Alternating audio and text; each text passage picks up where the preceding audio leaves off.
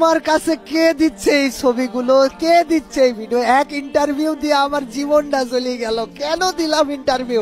Free ফায়ারে কি গুলি মার দেবো আমাকে বলো তুমি?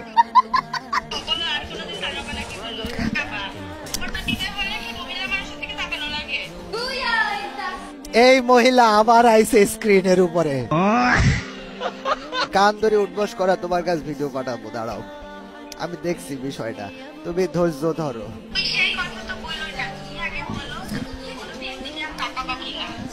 আমি মেয়ের দিকে তাকাই না, আমি খালি কম্পিউটারের স্ক্রিনের দিকে তাকাই। আল্লাহ আস্তাগফিরুল্লাহ। শুধু আমার দোষ এটা, এটা ওর দোষ। তুমি আমারে কেন ধরতেছো?